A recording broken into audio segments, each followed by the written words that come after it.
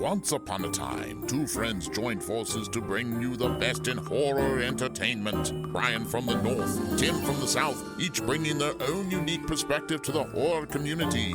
Movie reviews, Blu-ray releases, beer pairings, games, and more. Welcome to your new home for horror. This is Civil Gore. Hey there, everybody, and welcome to a special bonus episode of the Civil Gore podcast. I'm your host, Tim. And this is Brian. But what a bonus it is. We actually have, as Tim and I are been saying all day, we Josh Gadded something. Yes. Basically, we had a cool Zoom session with, basically, I'll explain it. We have the writer and director for 1BR, one of the producers for 1BR, and two of the amazing cast, which was Taylor Nichols and Naomi Grossman. Yeah, so they came on. We had a cool, fun little session, and we'll play that for you in a moment after we go over our thoughts of the film. But you guys are in for a treat. It was a blast doing that. It was a little intimidating, I will say first, Tim. I don't know if you were a little nervous because we never had done something with not of that size. This was definitely our biggest interview. We've done two before when we had Addie Miller and Elizabeth Berkner on. We had two. Yes. So two. But this was like four people, and so it was really like a full group Zoom meeting, and I think it came out great. They were all awesome to talk to. We even had all beers with them. It was cool, very casual and fun. It was a lot of fun. Yeah, it was definitely a lot of fun, and thank you so much to those guys for taking time out of their busy schedules to talk to our podcast, because it was just a blast. Yeah. I guess we'll get right into the movie, Brian, and talk a little bit about. We'll kind of go through our typical. The way we typically deep dive into these main features. Now, I will say we will have some light spoilers in this, so if you haven't seen the movie yet, definitely go out and check it out first. We're trying not to get into any specific details, but there will be some broad plot points. Right. But, I mean, like you said, you could get some of that from the trailer. So if you've seen the trailer, it's probably okay. Yeah, you're probably okay. We shouldn't go much past that kind of spoilerish, so... Yeah, so officially this one came out 2019, directed by David Marmor, starring Nicole Bryden Bloom as Sarah, who was absolutely fantastic. This was her first feature film. Yeah, that is a star in the making. I mean, she's been in some things, but this, I'm hoping this puts her on the map like it should, because she is unbelievable in this movie. Yeah, we had Giles Matthey as Brian. We had Taylor Nichols as Jerry. Now, Taylor Nichols is one of those faces you're going to recognize the minute you see him. And you're going to say, where do I know that guy from? Yeah. And then you're going to look up his IMDb page, as I did, and you're going to see the 100 and some entries of everything he's been in. And it ranges from Jurassic Park 3 to Wings to Chicago Hope to Criminal Minds to CSI to Grey's Anatomy to Prison Break to Friday Night Lights. I mean, every TV show you could think of, this guy has done it all, and he was such a super, super cool guest. Yes. So I'm officially a huge Taylor Nichols fan now. Yes. I was before, because when I recognized him, I was like, oh, I really like that guy. He's just a guy you liked that you saw, and you always said, wow, he's really good. And now you'll get to know him a little bit more. Yeah. You have Alan Blumenfeld as Sarah's father. The fantastic Naomi Grossman as Janice. Now, you guys will know Naomi from American Horror Story. She played Pepper the Pinhead in American Horror Story Season 4. She also had a part as a Satanist in the Apocalypse season, which I think I want to say is Season 8. And she's just fantastic. I've always been a fan of her portrayal in American Horror Story, because my wife and I are huge American Horror Story fans. Yeah, and she is another one that when you hear her on the interview, you're just gonna be an instant fan. She's that cool. Yeah, and you can ask Brian when we found out we were going to get some of the cast, be able to interview some of the cast. My first utterance was, "Can we get Naomi Grossman?" Yes, because that's who I wanted to talk to because of her American Horror Story work. She's fantastic. We had Celeste Sully as Lisa, Susan Davis as Miss Stanhope, and Clayton Hoff as Lester.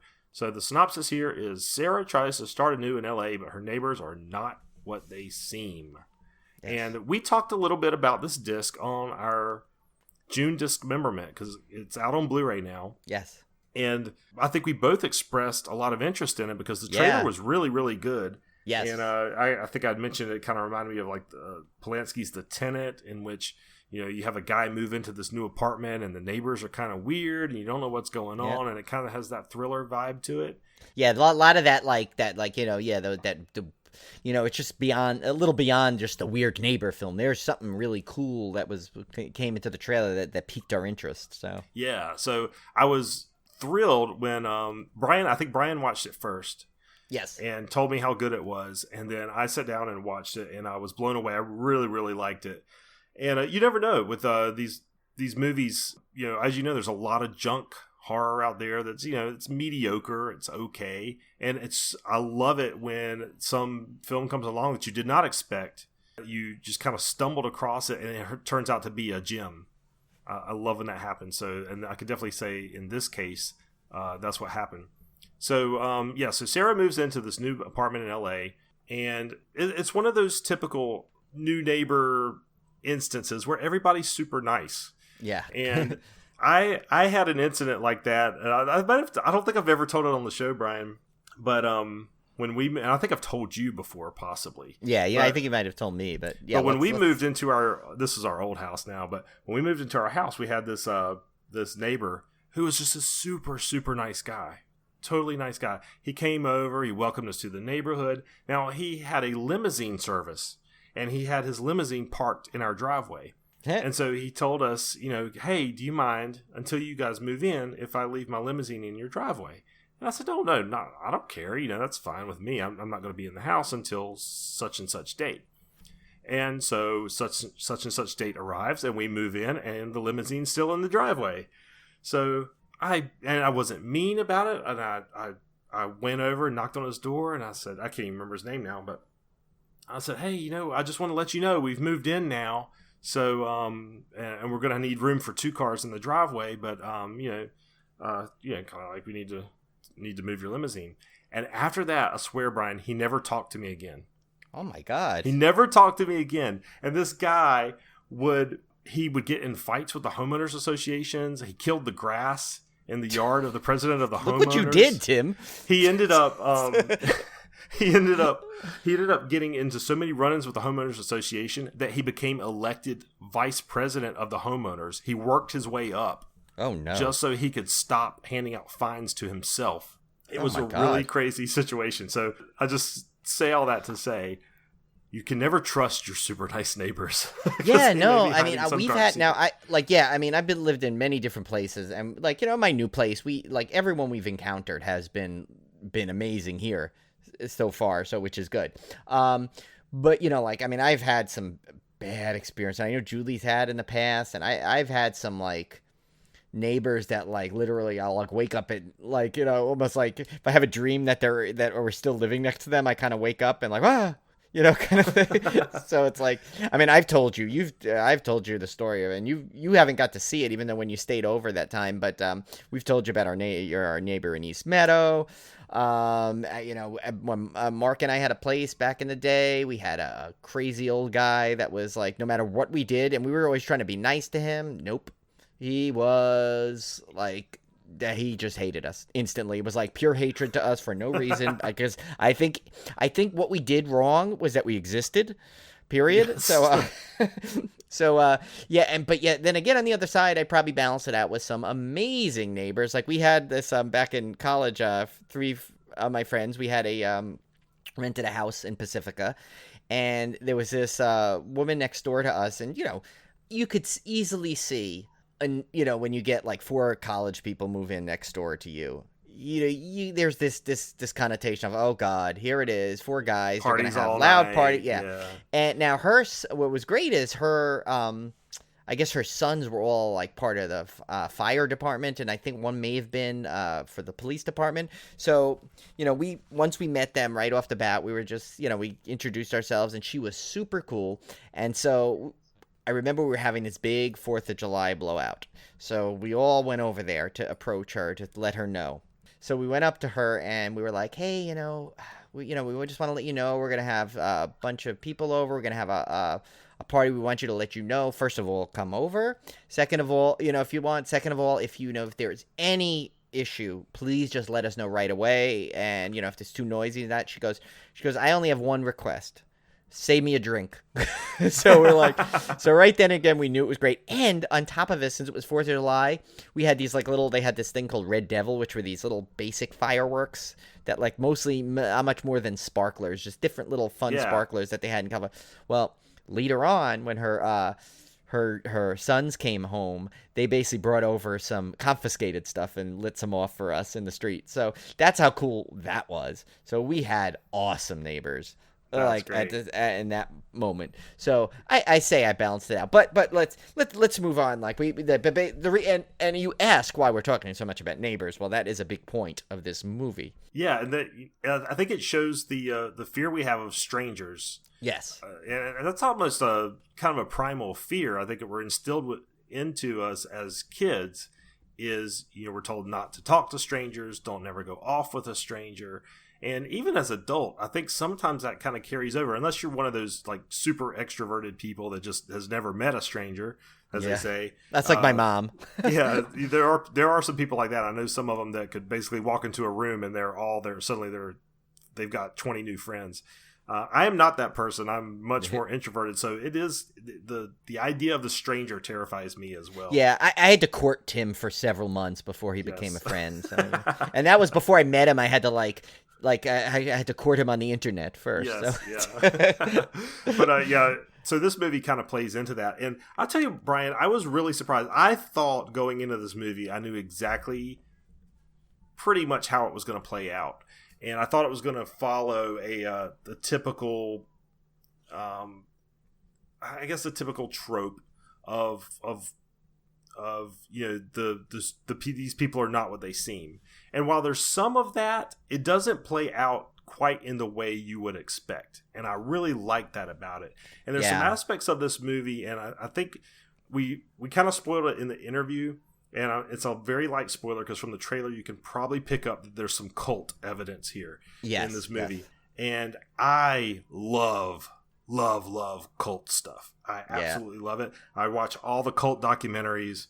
I read all the cult books. I listen to all the cult podcasts. So I know everything there is to know about cults. And I just love the whole idea that people can somehow be brainwashed into believing some of the most insane stuff you could ever imagine, and the exploitation of people who are vulnerable and that kind of thing is just really, really fascinating. And this movie is just filled with that kind of psychological aspects of the interesting pieces of how that works, and I just love that aspect of the movie. That's the thing. Yeah, you said that about the cult phenomenon, because Julie watches a ton of these documentaries, and I'm always like, sometimes I'll walk in on the middle of it and she's telling me what's going on. I'm like, I don't understand. How could that happen? How could you not see it coming? And then she goes in and sometimes she'll rewind it and I'll watch it with her. And, and it is fascinating to see, because it's something that, that you possibly could never believe it could happen until sometimes you see these documentaries and you see exactly how it happens. There's always the seduction involved, and like you said, they point out a vulnerability and exploit it, and and it's so easy to it's actually much easier than you would think, when you see it portrayed that way. And I think this one does a fantastic job of portraying that, and that's what I think what also makes it so frightening when you see that, because it's bad enough, if you think about it, right? The going back to the whole just the neighbor thing, it's like, when you live in somewhere and you're going to be going back there every night, and you're living there, you really don't want any friction. You don't want to feel like be afraid to come home. So it's like that on that level makes this, just alone a little nerve-wracking. But then when you see what happens in this film and the way it develops, and you realize just how a vulnerable person going through a really tough time can be exposed, for lack of a better word, and just just like such easy pickings at some level, Yeah, and there's also a horror in the fact that you don't get to choose your neighbors typically. No. And when you do move into a new place, you're kind of stuck there. It's not like you can just pack up and leave necessarily. I mean, most people can't just pack up and leave. They've invested money. I mean, God knows if it's an actual house and you've actually bought a house. I mean, it's one thing to have an apartment that you signed a 6-month lease on or something, but there's a feeling of being trapped as well. So that part plays into it, and that kind of plays out in this movie as well. You know, the main character is not in a position where she can just easily get out of this situation, which makes it all the more terrifying.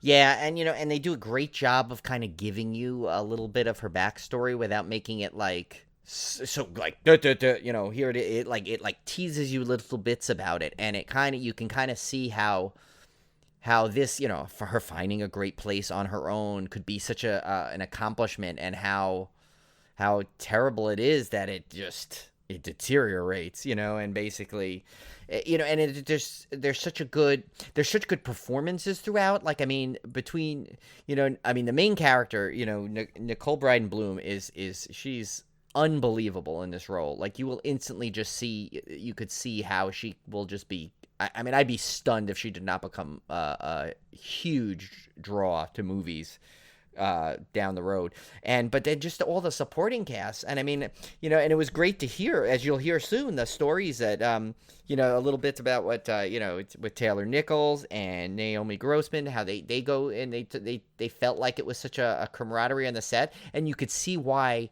the movie came out so well. It was just portrayed so great because it seemed like everyone was just all in on it. Yeah. So I guess, Brian, without any further ado, we should probably get to that interview because we just had some fantastic stories.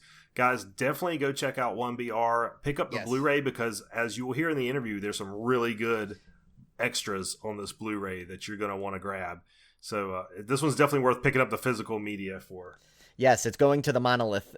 I'm actually ordering it as we speak because I definitely want to have this. I definitely want to have this movie because I've already watched it twice, and I actually liked it even better the second time because you notice a lot more little nuances and maybe some foreshadowing. So definitely one to check out. I believe it's definitely available on Amazon for purchase, and I'm sure the Best Buy, every outlet you can get to. But if you just want to buy it first, it's on video demand platforms too. If you want to rent it, check it out. Yep. But I definitely think this is one you're going to like. So without further ado, here is our interview with Alok Mishra, David Marmor, Taylor Nichols, and Naomi Grossman. So you may have heard us mention an intriguing new movie in our June Disc Memorament entitled 1BR. We mentioned that the apartment complex in the trailer reminded us of Daniel LaRusso's in The Karate Kid. Well, after seeing this film, an unfilled pool would be the least of your problems. Joining us here tonight are some key people from this incredible new film. We have one of the producers, Alok Mishra, director David Marmor, two members of the fantastic cast, Taylor Nichols, who plays Jerry, and Naomi Grossman, who plays Janice. So welcome to the show, everyone. Thank you. Thank you. I hope I did not butcher anyone's name. I mean, it's become a signature, unfortunately, in our podcast where we mispronounce, but hopefully I got everyone okay. It's all good. Okay. All right. That's good. So, and actually, this is a first in Civil Gore history here. So, we actually, Alok, when we were talking with him about this, he suggested the great beer pairing that we're going to have tonight. And unfortunately, Tim and I, of all people, did not get this beer pairing. But it's a La Fin du Monde, which is, I'm not sure I'm pronouncing this either, but I think it's Unibrew. Yeah, that's right. Okay, good. From Quebec, Canada. It's 9%. It's a Belgian triple. And basically the flavor thing is a mild hoppy palate with a note of grains, fruit and spice, followed by a smooth, dry finish, a perfect balance of sugar, acidity, bitterness, spices, and alcohol. So basically why this is so important is because as you find out when you see the movie, this translates to the end of the world, which represents the end of the world as the main character, Sarah, knows it. And that was, again, awesomely paired by Alok. I thought that was a great one. Yes. Well, I'll tell the truth. It was one. I know Taylor Nichols loves Belgian beer, and this is the best Canadian Belgian beer. One of the best. They out-Belgian the Belgians. I will tell you this. And secondly, knowing David for as long as I didn't know he actually liked it. We were just talking one day, and I said the name of the beer, and he's like, oh, "I love that beer," and I was like, "Oh my gosh, this is the beer that should be paired with this movie." It had to be in that regard. Oh yeah. one of our disappointments when we had a great time when we went to Montreal for our premiere at Fantasia Fest, but one of our disappointments was that Alok and I were planning to go to the Unibrew tasting room, and we just couldn't make it happen. Well, we discovered they were like closed on Monday and Tuesday. We're like, yeah, Tuesday. The bottle's like 30 ounces, so yeah, it's a large bottle. Yeah, I think the longer we keep this interview going, the more fun Taylor will be for sure. He's got the full 30-ounce bottle there. So, of course, we want to make sure everyone's staying safe during these crazy times. So what have you guys been doing during this whole lockdown, quarantine type stuff? I mean, the funny thing is, this is not very different from my life before the plague. I'm kind of a shut-in. I'm kind of an introvert. So, I tend to just lock myself in my office and write most of the day.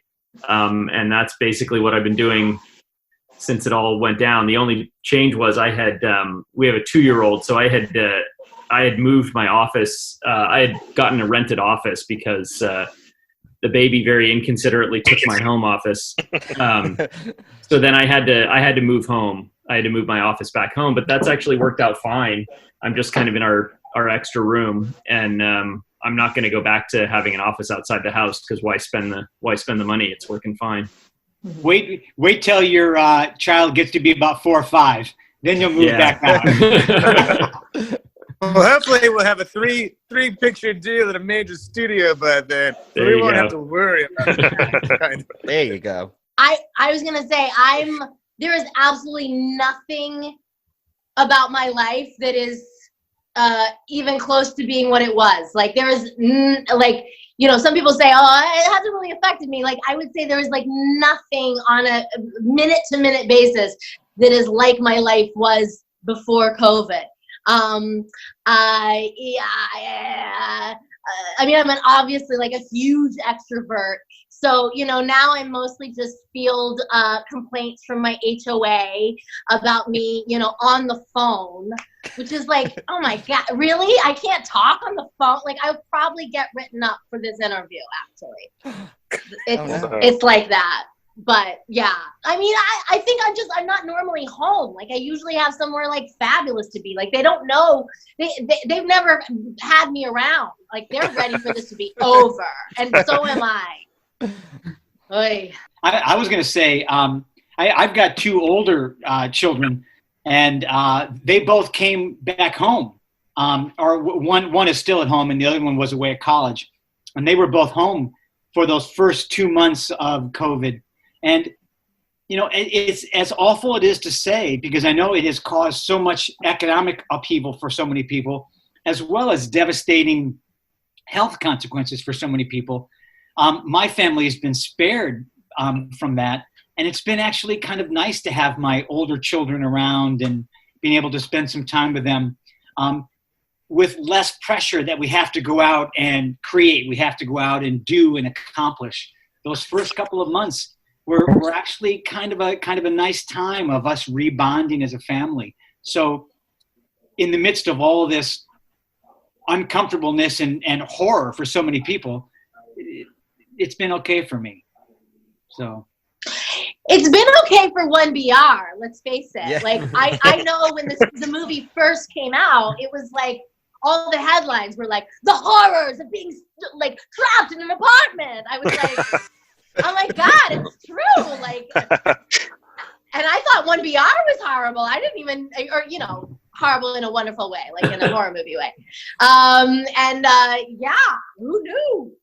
Yeah, well, I live in a massive apartment complex. I mean, they're still building 2 buildings, but right now there's 5 huge buildings in the complex. And after seeing this, I don't look at anybody anymore. That's it. I just keep to myself, and I could use, I just kind of like, look away if I see someone coming, because, now who knows, right? I don't want to get pulled into anything. Then we've done our job. Yeah. My goal was to turn everyone into as much of a social outcast as I am. Well, it's funny. There's been so many different people who have reviewed the movie different ways. Like one of them was like, oh my God, this is the best anti-socialism movie ever and all these good things. And they have all these different takes on it, all of which we had never kind of intended or knew about, but it's kind of interesting that they have their takes, which is kind of a fun, interesting kind of like side effect from the whole thing. But I was going to say, as far as my my quarantine, I feel I've told this, I think Naomi and David have heard this before, but I'll say it again. I feel like it's like the part in Goodfellas when they all go to jail and they're like, well, jail for us wasn't jail for everyone else, and it's like, I've learned how to cook a really good butter-basted steak. Like I can cook it in 15 minutes now, like from like just taking it out of the refrigerator, salt, pepper, butter, bam, done. And I'm teaching the baby how to swim. We thankfully and luckily have a pool. And so I've done that. I've been learning how to garden a little bit and cooking my own fresh herbs and stuff. And I'll be honest, actually, the people we bought the house from, they just already had the garden set up, and I just fucking take it and whatever. And this is what it is. It's there, and I pick like blackberries every day. We made a blackberry cobbler, so that was fun. But mostly it's been like we're kind of sad and bored that we're not moving on to new projects, I think that's the sort of like real sadness of the whole thing is that like, we were supposed to be shooting a movie about now and that's not happening. The good part of it all in terms of professionally is that like, well, on the movie we were supposed to shoot, we did a little bit of a rewrite, made it tighter. We're doing another project with Dave that we can't talk about exactly, but it's going to be an amazing film. It's like, I would say it's like, I love as much as I love 1BR, I think it's going to be 10 times bigger and cooler even than 1BR in some ways. And right now David has a little time to sort of put, finishing touches on it and stuff like that. And if you want to know what it's about, we're not going to tell you. Because we're trying to J.J. Abrams the shit out of this. Oh, wow. Okay. Keep the mystery in the box. Keep the mystery in the box. Hey, that works for him. So they'll get this done. I mean, it works. It works for anybody with a brain. If you don't tell them what it's about, they're like, "Well, what is it about?" Now I need to know. Like, it's just that way. So you've had time to add a role for me, then? Is that what you're saying? Working on it. I'm working on it. I mean, he's like, we have all this extra time to do all this tweaking. All I heard is, there's no role for you, Naomi. Like, But now it sounds like Naomi, maybe... I would say this, and maybe Dave agrees. We'll let you read the script, and whatever you think you're good for, we will then talk about it. Like that's what we can do. Okay. Because you're the lead. Nice. Look at this, Tim. We're wheeling and dealing. We're watching deals being made right live on our podcast. Hey, I told that to Naomi because Naomi and I are old friends. Like she went to Northwestern with a high school friend of mine. And that's the way we became friends, me going out to Northwestern and her finally moving out here to start her career. And so, like, I'm not saying we're old people, but I am an old person. And so that's the way we became friends. Genius. I'm like Doogie Howser, basically. Yeah, exactly that. I went to college when I was like 8. I'm 12 now. Yes, that's what happened. But I was going to say, we've known each other for years. And Naomi was so gracious to even be in our movie. Very small film, the whole thing. And then when we had to do reshoots for it, she actually was nominated for an Emmy, and we were doing the reshoots like the week of that Emmy week actually. And so poor Naomi was like, "Well, I can go to this party and go to this gifting suite, or I can come shoot your fucking movie." Thank you, Naomi. We love you. Well, I hope there was a bonus involved in that at least, Well, I hope there's another couple movies in it at least. Even better. I mean, that's what we're trying to work it out. We'll work it out. Yeah. I'll buy you drinks no matter what, girl. Come on. That I know. So, okay, so before we actually get into the movie at hand, speaking of 1BR, though, you kind of touched a little bit on this, but I figured we go around and like let our listeners know a little bit about yourself, kind of like how Tim and I like to kind of pose that as like your origin stories, so to speak, just so everyone that's listeners that maybe not super familiar with everything kind of get a little taste of your background. So I don't know if you want to start. We'll start with David because then I'm looking at it on my screen, and so that's the way we'll go clockwise. Origin story. Well, I was bitten by a radioactive no. I don't even really know where to begin. I guess the most sort of slightly unusual thing about me is that I kind of came to filmmaking later in life. I was actually I grew up in kind of a heavy science family, and I studied computer science in college, and then worked in that field for a few years after college and hated it. And so David's parents were so happy that he gave it all up and started to make a movie. Yeah. He put them in the movie. They're in the movie. They're very prominently in the movie. Yeah. Harvard education. Let's make a horror movie. Yeah, no, I've really disappointed everyone in my family. Thank you for bringing Harvard up that. too. Harvard's that disappointed in you, I think. Yes. I've disappointed basically everyone.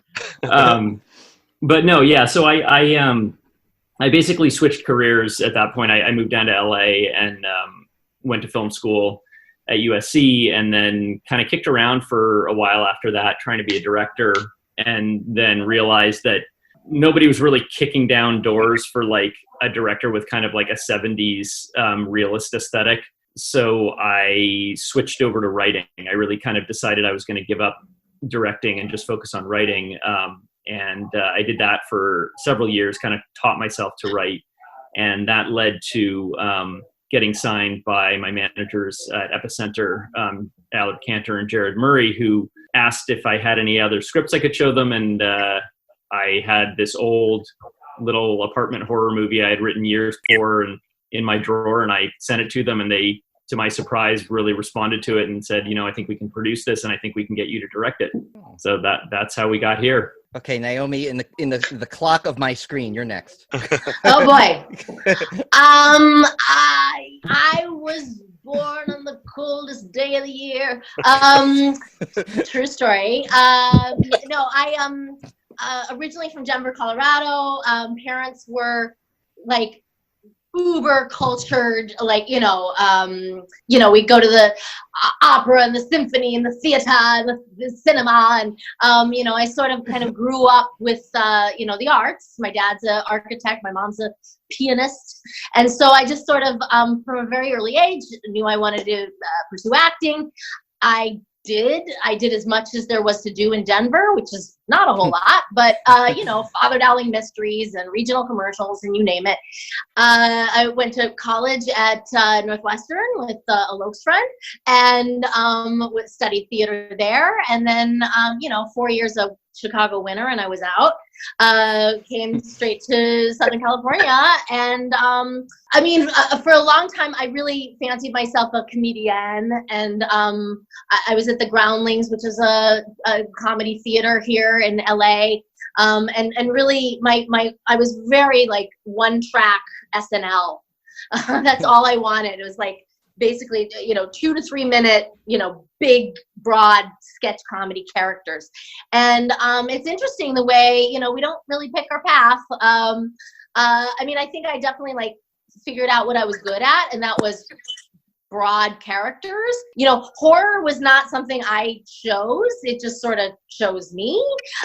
I do think that like American Horror Story was obviously like my big break, but it's interesting, like Pepper, only because I feel like that's how most people know me, really is kind of like an SNL character, you know what I mean? It's a matter of like, she could very easily be just like oh gosh, I forgot the names of those SNL iconic characters, but it just happens to be that she's in a horror show. He's basically a horror version of Ed Grimley. I like that. Yeah. In any case, I always just think of it as like kind of like dialing the notch. Like, when I play Pepper, I've got to like be aware, like, oh, right, I'm acting with, Jessica Lange, and it's a drama. Like, okay, so maybe don't go full, Jim Carrey. So, I can do that. But anyway, so then, the rest is sort of history. It's like, that was, like 7 years ago. And it's been sort of a nice little, now I get fun calls to do quirky horror movies, and I'm all in. And fun podcasts too. Oh, absolutely. And sorry, I had to throw that in. I was feeling left out. We were feeling left out. So. So Alok, you're up. Okay, so very quickly, I have a background in science as well. My dad's a doctor, my mom's a nurse, and of course they wanted me to be a doctor. And of course, I was pressured, and I tried to do this, but I went to USC, and so I went into the cinema library quite a lot and would play hooky away from sort of my other classes in some way. And finally, I actually scored well enough in the MCAT to go to med school. So I had to have a conversation with my father where I was like, I'm not going to med school. So did that and actually fell into testing movies. I did market research for film for 18 years. And that was sort of interesting. It gave me an interesting perspective on the industry and helped me understand, what would work in a film and what wouldn't work in a film.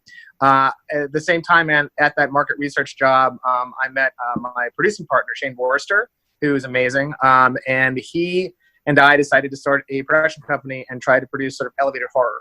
And the 1BR was our first movie, and we tried to make this film as good as we could, and we definitely put everything we had into it, including financially a little bit of money as well. Everyone kind of did, and so we did all those things, and I guess I'm hearing now because of a lot of different people that I met.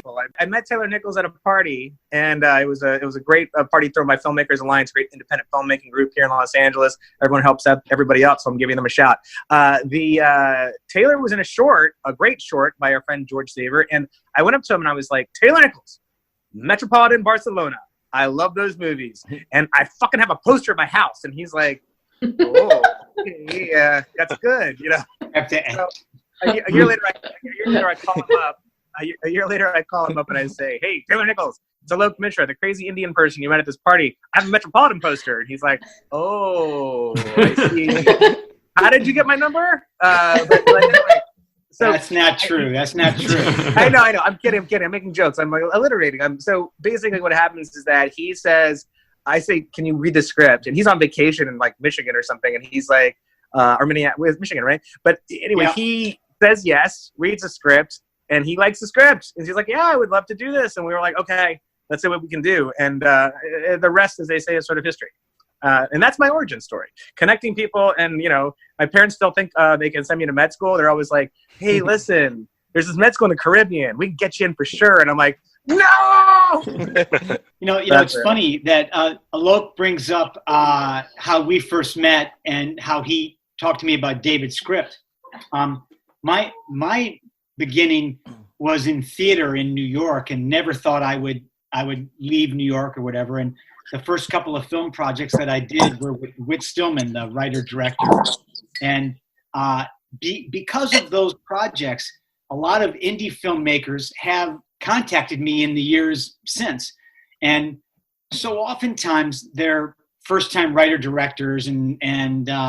But I remember when Alok sent me David's script, and I was in Michigan. I was visiting my dad, and I read the script, and it was such a unique take on a horror movie that I was really drawn to it. It wasn't gratuitous at all, I didn't think, and I loved that it was about something higher than just horror. There was an underlying theme to the script that I really reacted to, and David and I talked on the phone, and I can remember standing out in the street talking on the phone, and he told me about a short that he had made, and I watched the short, and so I was all in from the beginning.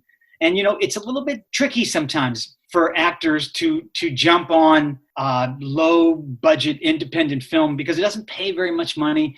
And we shot this over the holidays, and my wife still says, "Oh, you're leaving on the day after Christmas to go spend 14 hours with Naomi and Giles and Sarah and David and Alok and Shane and everybody." But that's what we did, and it's one of the real pleasures of the business, doing movies like this, because I feel like Alok and Naomi and David and certainly Sarah and Giles. Not the cat Giles, the actor. I was gonna say there's a lot of Giles going when I see IMDb and the cat in the movie. I was like, how many Giles are here? Yeah. But we became much closer than you do on a big budget film, and that's one of the nice things about indie films. And I'm still very close with Whit Stillman and a lot of the people from those movies, and where people from the bigger projects that I'm involved in, you're like trains passing in the night. You work together for a few weeks, a month, a few days, and then you go on about your way. But in a project like this, everyone's doing it because they believe in David, 1, David's script, 2, and then Alok and Shane and their ability to carry it off, 3, because sometimes low-budget films die because the producers don't have the commitment to see it through. And I think one of the great things about Alok is he has the commitment to this day still be doing social media, still be doing podcasts, still be doing interviews, still be, looking for reviews to make sure the film gets out there. So that's why I'm involved in the project, and that's why I've enjoyed it so much. Taylor, that's so sweet of you to say. I just got to say that. Sorry. Sorry. Go ahead. Give me one more beer and I'll say more. It's I'm driving back true, over, Taylor. though. I'm driving back over to hang out. It's true, though. We are close. I mean, this is one of the few conversations I've had since March. You guys are technically my best friends right now. Is that Tim and I included? Yes. Okay, good. All right. I love you guys. Mwah.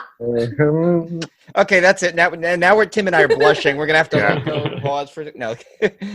So of course I want to talk about the movie, and I thought it was fantastic, guys. I really loved it.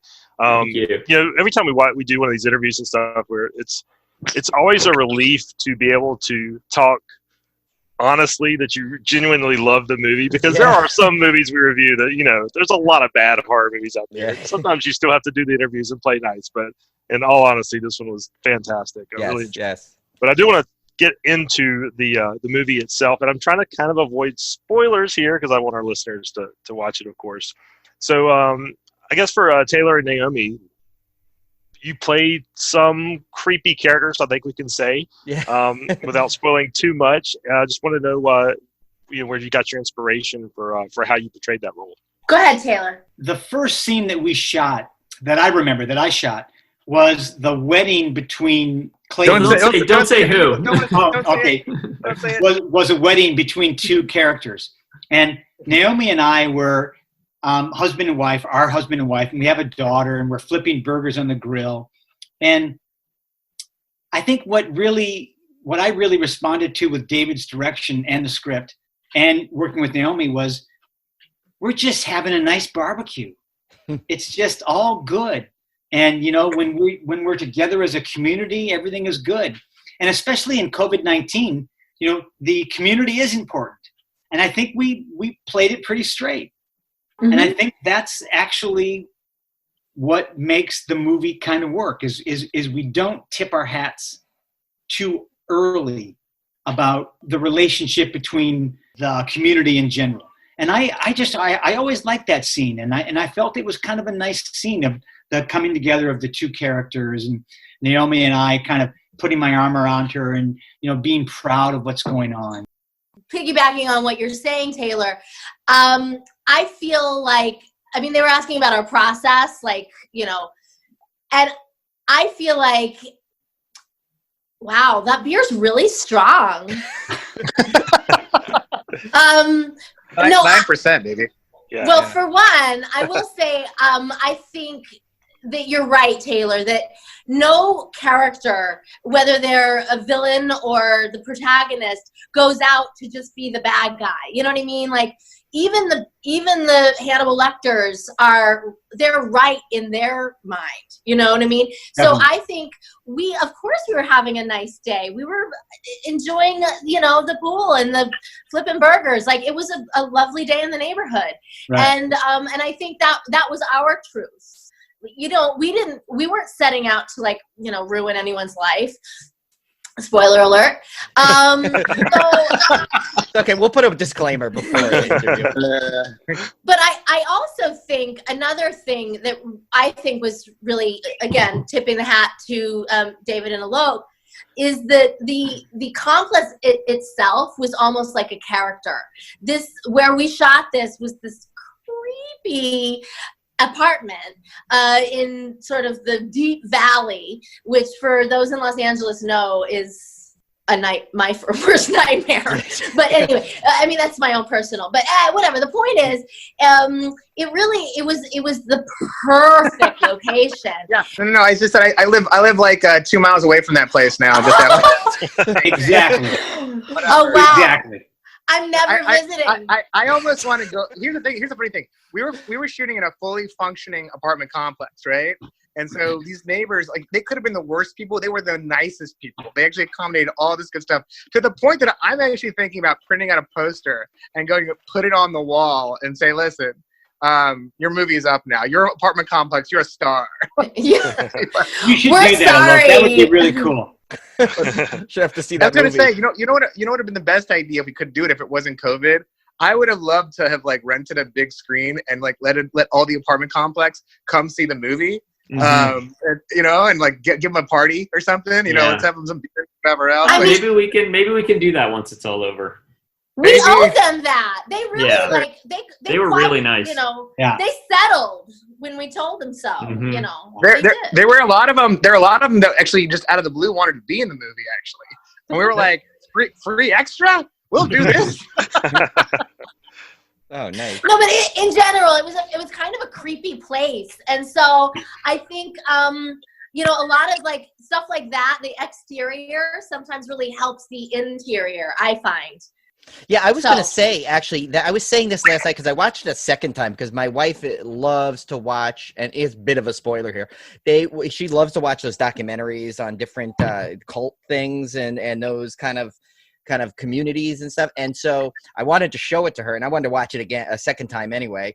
And I noticed I said there was a very like institutional feel to this, like especially the outside. There was a lot of like doors and then a lot of blank space and then like another door, and it had a creepy vibe. And I know Tim and I have said so many times on a movie, what makes a good horror movie too is sometimes if the setting, like you said, is a character in itself, because it really then the performances play off of that, and it just is a great mix. So I'm glad you brought that up, because I was thinking that last night specifically. I was like, how creepy was that environment, you know? And it's like, yeah, I mean, other than it and you know how it had that whole center area, you know, like that, which is what which kind of started this whole thing for us, how we kind of got attracted to the movie when we saw the trailer and stuff. And so yeah, I think that's a great point, because it really does make a difference for something like that. And not a typical location you would think of that you could make creepy. I mean, hospital, yes. Insane asylum, yes. Apartment complex, not so much. Well, just so you guys know, Tim and Brian,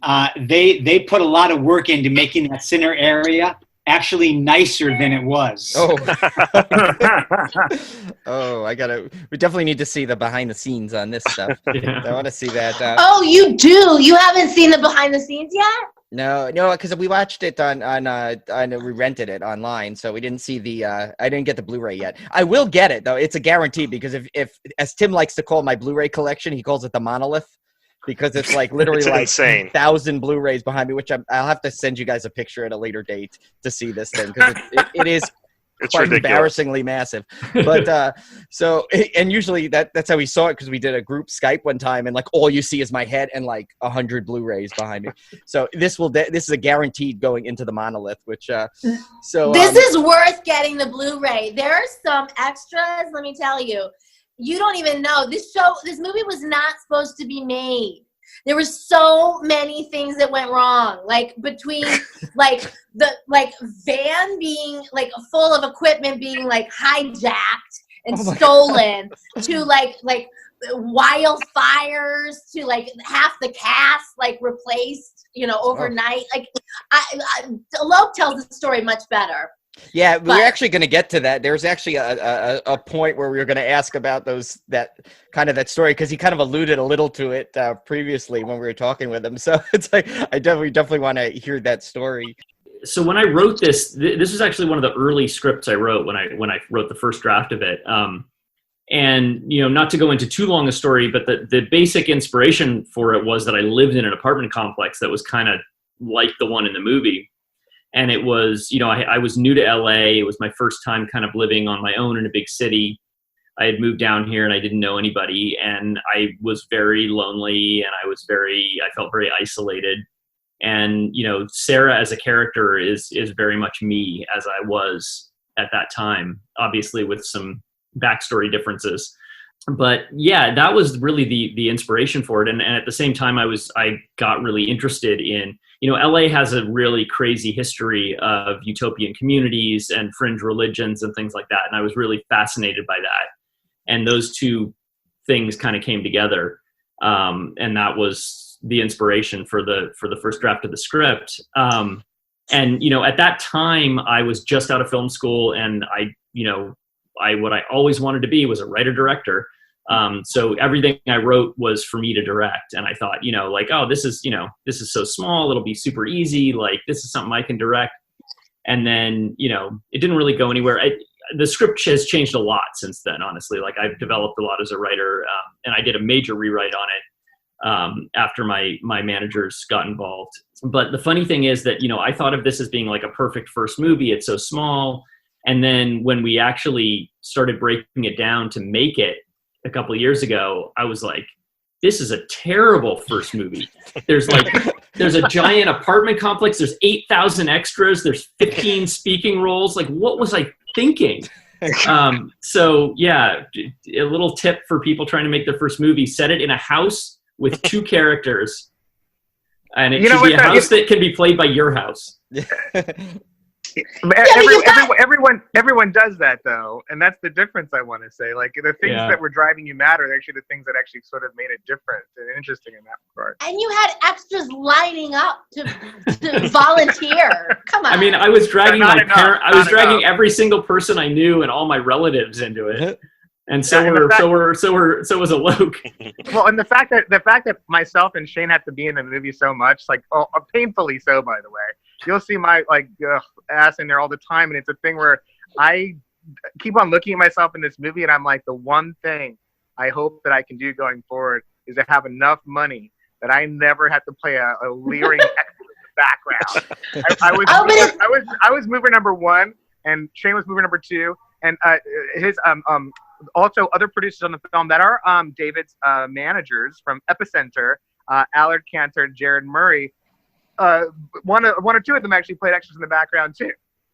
One of them was called Lurker Number 1. But anyway, go ahead. Naomi, sorry. But listen, I'm an actor, and I was an extra in this movie. So I'm kidding. No, I think it's wonderful. I think when you guys become, the Soderberghs and Spielbergs and whatever your generation.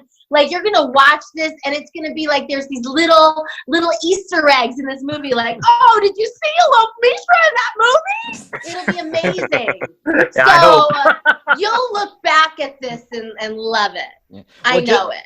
Well, just so you know, if you ever do your next films, if you're looking for 2 dorky podcasters, Tim and I will gladly help. We're cheap. We're very cheap, and that's basically free. You could just buy us 1 fin de mom. We'll be happy. That's it. Yeah. All right. So we got to hear some behind the scenes stories. I know you got some fun ones from this one. So who wants to go first? Alok. All right. I tell this story all the time, and I think that's why, because I can tell it fast. And we need to go. Hold on. Hopefully, time-wise, we're doing well right now. The bad things that happen on this film, like making an independent film, was always hard, but we had a lot of fucked up challenges. We can curse on here, right? Or is it? Yeah. We have a disclaimer that we rarely use, so we're kind of have a build-up cachet of curses. You can go ahead. So I mean, I love to curse, but I don't want to curse unnecessarily if you don't want it. So anyway, long story. Okay. Long story Alok, short, we're 45 minutes in. Like, now you ask. Wasn't I cursing? Okay, were we cursing? Okay. The point though is this: this film was really challenging. We're first-time producers. Dave's the first-time writer-director in this way in terms of doing a feature. We were learning as we went to some extent, but we had more experienced producers on board to help us, like Sam Sandwise, Nick Izzy, Peter Polk helped us with their festival run. He's done Stakeland and House of the Devil, so he's totally seasoned. But we encountered a lot of weird things that happened along the way. We had fires that happened that were just these horrible fires right next to the Getty Museum, which our production office on the other side of the 405 from there, and we had to the police and fire people told us you can't come into here. We don't even know if they're still standing. And we were looking on Google Earth and all these different things to see, and we couldn't see anything because smoke was over everything, and everything was on fire. So we couldn't tell that. So we had to move the production office to my house and go from there. We had a lot of actors. We had 3 actors. We had our lead actress, and she had made us or suggested very heavily that we hire a friend of hers or whatever, which we did because this guy was on some CW vampire show that I've never watched in my life. But he's, a network person, and she was the lead of a very big television show on some other channel I can't talk about, and I can't discuss her obviously as well because I want to jump in there, Alok, because you guys are so freaking lucky that she dropped out and you got Sarah because because Nicole Bloom is fantastic in the role, and it's just an indication of casting for talent as opposed to casting for name value. And I can't remember who that young woman is, Alok, who was playing the role the first time, but you just got so lucky with Nicole. Well, we did. We traded up. We always say that. We traded up. It was actually Dave's first choice, but as kind of douchebag producers that are looking at money, this person has a $3 million or $6 million Instagram following. Well, that's something you got to consider to some extent. That's sad. That's sad that we live in that day and age, right? But to your point, this girl dropped out, and then her friend dropped out. And the same day that we were doing all this, we had this older lady actress who is an amazing, I'm not going to mention her name, but talent in the industry. Her husband collapsed, rushed to the hospital, dies. And so we have all this stuff happen in one day, and we're all just completely beside ourselves. We don't know what to do. We don't know what's going to happen. We are on a Monday. We're shooting on a Thursday. And you just gotten finished. You were buying this actress, whoever, nameless actress, a bunch of her favorite energy drinks.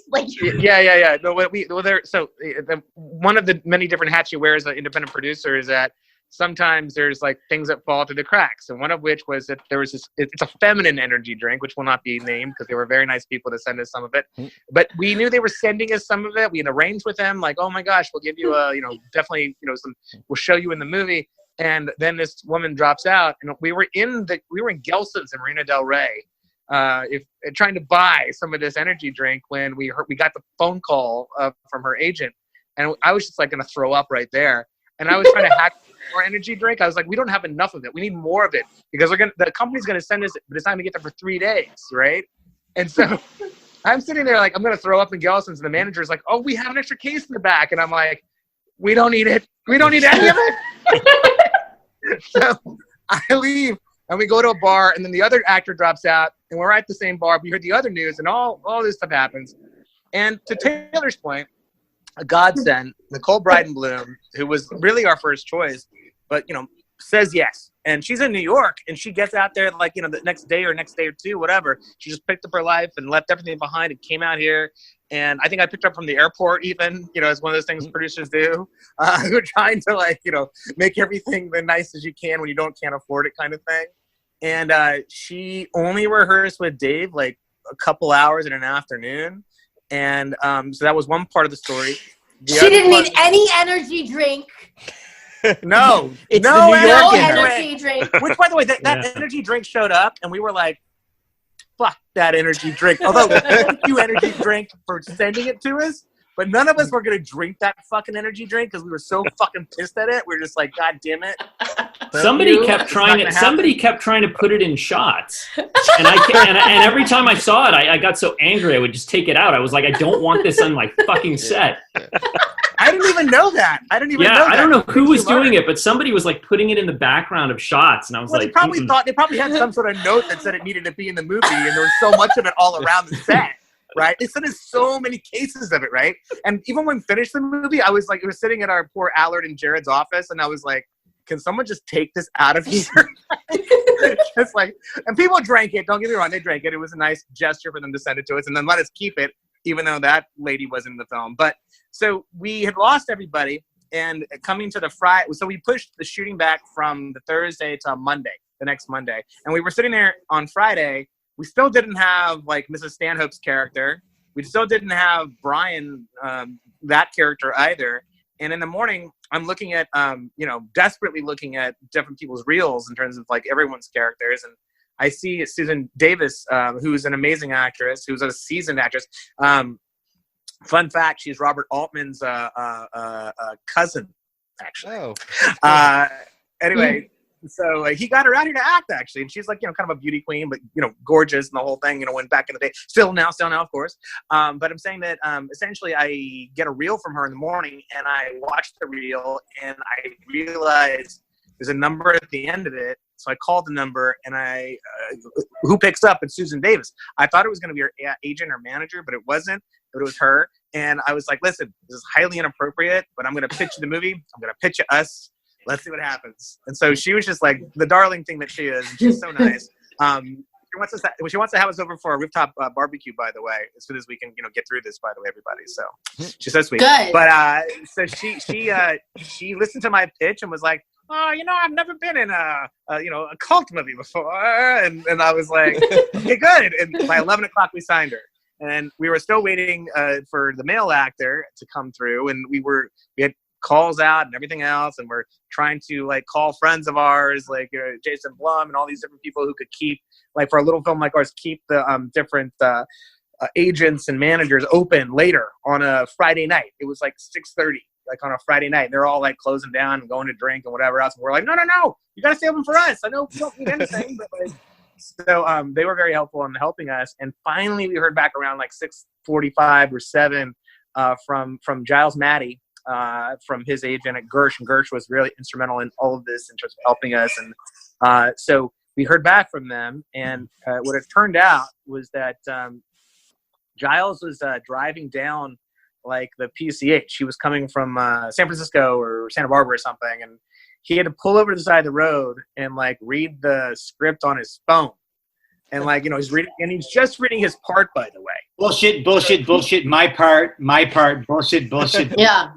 Yeah, exactly. That's what all scripts look like.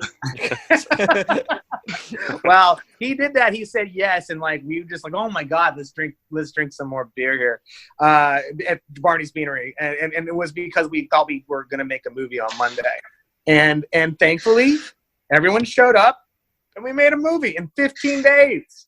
So, but Alok, you do realize this story makes Taylor and I look like super losers because we're the only ones that didn't actually drop out. Right. You had your chance, Naomi. No, I say it makes you prophetic. Hold on here. You knew that it was going to be great. Or super smart winners is what I would tell you, right? That's right. You had the foresight to just stick with it, stick by your friends, whatever. Yeah. I think that's what it looks like to me personally. Yeah, no, that's what I was gonna say. You guys had that sixth sense to know that look, let all these people and these energy drinks drop out when we're gonna be in a kick-ass movie. So the last story is that we were filming. So our little 15-day shoot that we have, on day 6. What happens is I get this message at 3 o'clock in the morning that something bad happened, but it's going to be okay.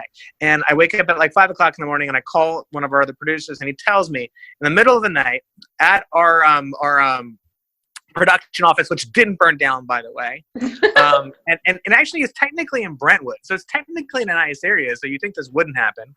We had 3 production trucks lined up, and a production PA who is spending the night in the middle one, staying up, guarding everything, right? And so what happens is that this white Escalade pulls up with no plates, and these 3 guys get out, and they go to the first truck, and they break into the truck, and the production PA is watching all of this, by the way, and he's like, holy shit, and he's dialing 911. These 3 guys break in the truck, and one of them just drives away with it in 8 minutes. And so he's like, holy shit, what do I do? He slips out of his car, and they've left. They've driven off. They took one truck. They weren't greedy about it, I guess. They took had they been greedy, they would have found their production PA in this car with I don't know what kind of weaponry. But thankfully, we didn't have to get into that. But what happens is that this car is on its way. This truck is on its way, and the production PA gets into his own car and then chases this truck down. Chases. Meaning he's following it. He's calling the police. He's making $7 an hour. Shut up! We don't do that. We do that. Whatever California minimum wage is, we were paying that. Okay. All the energy drink he wants. I was going to say all the feminine energy drink he could ever take away. I mean, you had the answer right there. So. Yeah, very. So what happens is that this guy goes across all these different freeways in LA and he gets to the iconic Felix sign. And this production PA, who's relentless, by the way, like amazing. And I'm so sad I don't remember his name. I swear to God, I really should. But I'm bad with names. But the point though is that this guy's a hero because he goes on the freeway and chasing these people down, and he basically is on the phone with the police, and the police are like, "Sir, you need to stand down." And he's like, "I'm not standing down. I'm not standing down until you get right behind him. Until you get right behind this truck and you catch this person," right? So he does that until they get to the Felix sign over near USC, both Dave and I's alma mater, and the lights of the helicopter come on the truck, and then 3 cop cars just rush in. And this guy who's in the car tries to gun it and get away, and he's like driving crazy, and he fucks up the engine of the car. But he gets caught at this. They pull him over at this McDonald's/Chevron station. And at this point, it's on the news. By the way, like there's footage. If you pick up our DVD, the Q&A on there has the footage of everything I'm talking about. Anyway, and for the ladies, he's super hot. Yes, he is. He's annoyingly hot, and everyone is just like, "How hot is this guy?" I'm like, "He's a jackass. Like he has destroyed our movie, but he hasn't in so much as this." So what happens is that this is all like on the DVD and stuff like this, and he gets caught, and he's part of a ring that has been stealing trucks. Has never been caught, and he's new to the ring, and supposedly he turns state's evidence against them, and he's supposed to pay us restitution. But I've never seen a dime, and we've never seen a dime collectively as a production. So that's the okay ending to that story. But I was gonna say, as far as the footage, that's also on the Blu-ray as well. Like you can see him and all his brilliance and so forth. Brian, just so you guys know, that was a short story. Yeah. Yeah. All right. I'm done with that's the story. I told you I think everything that's bad that happened on the movie. Well, okay, also, here's the funny thing is I think I look at this more holistically and interesting because we had so much bad luck with this movie. But actually the bad luck kind of turned into good luck in a way. So for example, like, we got delayed and we did whatever else, but then we got to shoot a better ending because we did some reshoots on the movie, let's say, right? We did like 4 days of reshoots, which Naomi gratefully came back for when she was in her Emmys thing. We didn't get to have a premiere and a short theatrical run because of COVID, right? Well, yeah, that happened, but maybe people watched it more on VOD than normal, for example, right? There's been little things like that have kind of gone along with like the bad luck happened, but something good happened. So I think we have to look at it in that perspective, right? That actually something good came to all of this, and the fact that you guys are interviewers on a podcast. I mean, who would think, given everything that happened, that you guys are giving us a nice piece of like exposure, for example. Oh my God, we feel lucky to have you guys. And we're gonna be your biggest interview to date. I'm gonna put my mark on it right now. Boom. Well, I did hear something about that. Longest. Yeah, it's definitely going the longest. No, okay. So I did find out. I think when you said that it was on the news, I kind of vaguely remember it. But if this makes you feel any better, I heard ironically when that guy stole all that stuff, he did manage to get a case of those energy drinks, but the machine froze when he tried to get the recycling from it. So he didn't get the full amount. So, Well, there you are. Karma got him. Yeah. It got, Okay, so obviously we want to, one of the coolest things is that we're helping you guys, hopefully helping you guys promote this fantastic film as much as we can. So what we figured we'll do is we'll go around the room. Everyone give your own reason why people and our listeners should watch this film. So we'll start with David. So yeah, this is why I have Alok. I am bad at self-promotion. This is the one reason I keep this guy around. No, well, no, look, I think, I'm really proud of this movie. I'm really proud of how it came out. I'm proud of how the cast and the crew came together, against a lot of adversity and on a very limited budget and a very limited schedule. I think it's come out really well. I hope that it's a fun, tense, scary, cathartic movie, a nice way to spend 90 minutes. It's not too long, doesn't ask too much of your time. Probably shorter than this interview. And And yeah, look, it's I know there's a lot of things out there for people to watch, but give this a try. I think you won't be disappointed. I would say the reason to watch it is because it's a suspense thriller disguised as a horror movie. That's a good way to say that. Yeah. I mean, we can't say why because we don't want to spoil it, but yeah. Sure. Yeah. just trust Taylor. Yeah. When he says it.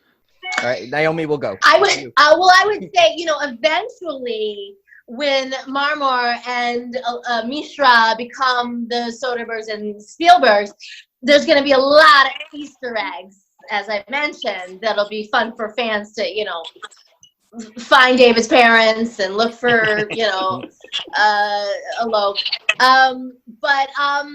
No, I think it's really, they did so much with so little. I mean, truly, that's what I love about these stories, is that it really was just sort of the little engine that could. They really, they had a dream and a script and a very little budget, and and they made it happen. And I think I'm super proud of it, or I wouldn't, be here. So I think I just think it's lovely to see, people have this idea of indie film and they think, oh dear, I'm sorry, it's going to be horrible. And it's not. Indie doesn't mean horrible. It just means didn't have a massive budget, a huge studio behind it. And they managed to make a great film. Just because you have money doesn't mean you have a great movie, and vice versa. So, that's why. Give it a chance. No, and Tim and I always say that too. We say we're big proponents of any kind of indie film, and we love to promote that stuff. And we always said, you know what, we don't care what. And I mean, we've heard some other people say this too, so it's not completely our original idea or anything. We're not trying to take credit, but we always say it's you know what, the budget could be nothing, and as long as you have a great writer, director, and cast, and you put forth the performance, that's all it really is. The budget is just the budget. Right. Well, and it is kind of fun. I agree with Alok about the COVID situation. I mean, it all just happened kind of perfectly. You can't make this stuff up, our theatrical release was, canceled for COVID. So you're stuck inside watching a movie about being stuck inside. I mean, you can't, it's perfect. It's so meta. It's amazing. So Alok, we'll give you the last word on promotion here. All right. So the movie is out right now on iTunes, also Amazon, and all the good places. I would say this, basically I used to test movies for a living, and there's a score on the card that would you definitely recommend it to friends? Would you definitely recommend it? And that score is so important because it really does, it's better than any trailer I can pay to cut, or any trailer, or our lovely distributor sales agent, Dark Sky, who are amazing, by the way. It's better than anything they can cut of you telling your friend that this movie is good. So here's what I would ask you to tell your viewership, or listenership rather. I would say, listen, if you watch the movie and you like it, please tell everyone you know. It helps this kind of cinema be made more and more. I mean, it helps us make a case and say, get David his next amazing film, because he is going to make something even better. I can guarantee you this. And it helps Naomi Grossman get a job, and Taylor Nichols also get a job, let's say, as well, hopefully in our movie. But the point of it is that please tell your friends. Please tell your friends. That's what I would tell you. If anything I could say that was wise or great, that would be the biggest thing. If you like it, please tell your friends. If you don't like it, shut up. Well, and speaking of friends, real quick, if you guys want to share your social media and stuff for all our listeners to follow you guys, find out what more about this project and the current projects. I'm at Naomi W. Grossman on all platforms. I am barely on social media. I think my Twitter handle is at @dmarmor, and Instagram, I want to say @David_Marmor, but don't quote me on that. You'll find a very active account with 4 followers. Well, we'll make it 5. I think I tried to follow everyone already, but yeah, excellent. We're just a 1BR_film